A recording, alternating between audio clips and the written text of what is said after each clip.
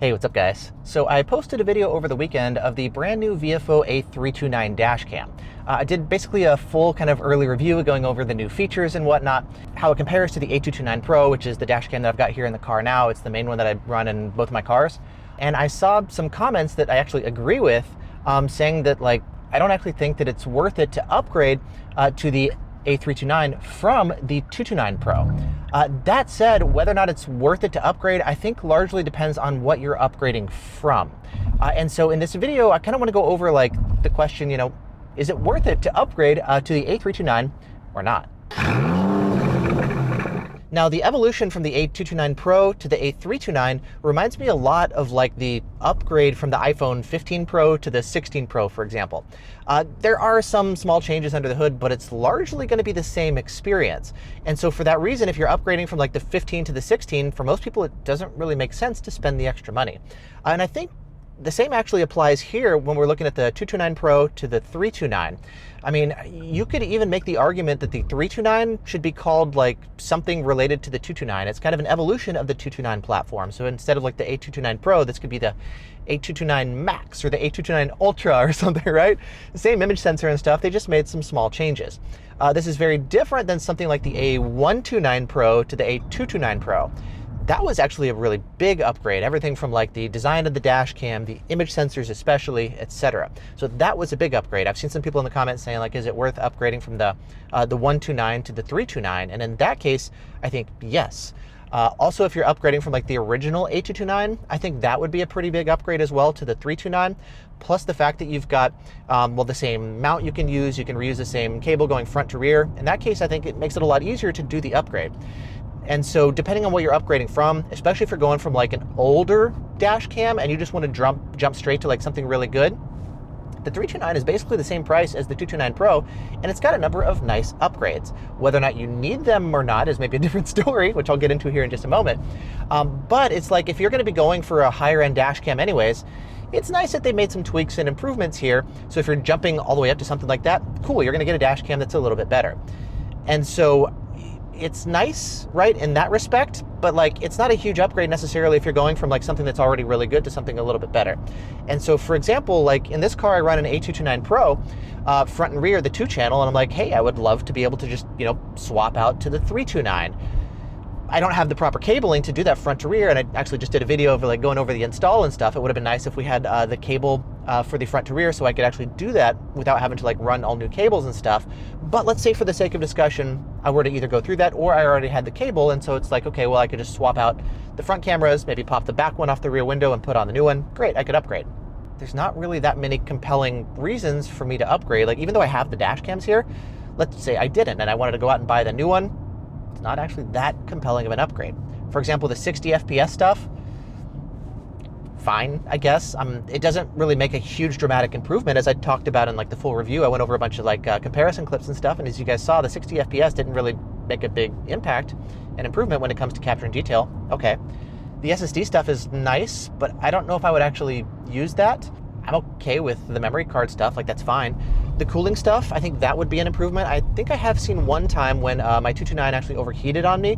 But then again, I live in a relatively cold part of the country. I'm up here in Seattle, a few hours from Canada. So it's not the hottest part of the world, So I don't necessarily need some of the additional cooling stuff the way you guys might if you're living in Southern California or Texas or Arizona or something, The text stuff on the bottom of the screen, you can change colors. That's great. But I don't drive white or light colored cars. And so I'm fine with the factory default stuff. So the CPL on the back, that could be nice as well. But I mean, I don't know. That also makes it harder for the dash cam to see at night. It's just basically wearing sunglasses, And the rear windows a lot of times have tint on the back window, right? And so the tint plus the polarizer like this is going to make it even harder to see out the back. And so I think there's a more compelling argument you can make for running the polarizer on the front because windshields typically aren't tinted, right? The rear windows are, so you're kind of trying to balance that kind of stuff. And so I find the polarizer up front to be more helpful than running on the rear. The HDMI out connector could be useful if you want to hook it up to a dedicated display and use it as a backup camera, for example, but I've already got backup cameras in my car, so I don't necessarily need that. I talked about auto HDR stuff on the 329, but the 229 has that as well. So I'm looking at a lot of these upgrades, and if you're going from the 229 Pro to the 329, at least for me, I don't find it to be a huge massive upgrade, right? Which kind of brings me back to my point at the beginning of the video of like going from the iPhone 15 to the 16, or just think of whatever example where like the next generation was a minor update. The same holds true here. And so for that reason, I'm in the same boat of a lot of you guys. If you're running a nice dash cam, it doesn't really make sense to upgrade.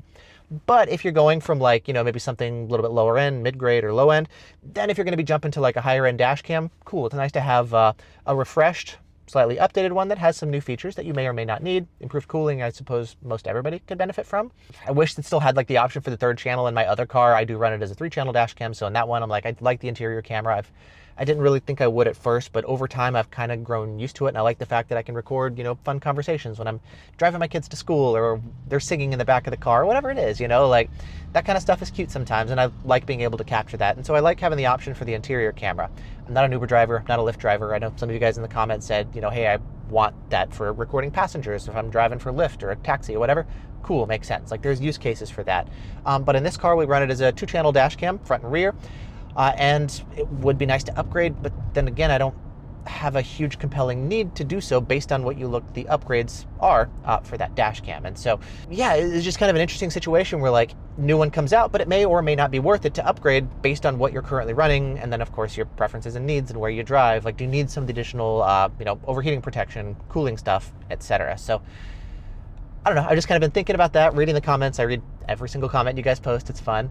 I can't necessarily respond to every single one, but sometimes when interesting stuff comes up like that, I'll either like respond in some of the comments directly, or it's fun to just kind of like do a quick update video and respond to some of the comments. And so, yeah, I'd love to hear kind of more of your thoughts of what you guys are thinking of the dash cam. One interesting thing that I saw, and this happens every time I do like a dash cam video, is there's inevitably people in the comments saying, I've had issues with, since we're talking about VFOs, Viofo dash cam failures with the memory cards, with the Wi-Fi, with the mount, with whatever, like, and man, I hear you. I've had issues with some of my Viofo dash cams as well. But I've also seen that with other dash cams too, other brands, Blackviews and Thinkwares and Vantrews and whatever. And like, I've done a video in the past kind of going over like overall reliability between different brands. And I wish there was one where I could like, especially with dash cams, given how important reliability is, and like, who cares about all the fancy whiz-bang features if it's not actually going to record reliably when you need it in case of a crash or whatever happens, right? Like, reliability is really important here. But every single brand I've tested, and I've tested a lot, they're all going to have some non-zero failure rate. And no matter what I could test or review or recommend, and every time I do a video, there's always some group of comments of you guys who are like, hey, I'm never buying this brand again because I've had failures. And I'm like, yeah, I hear you.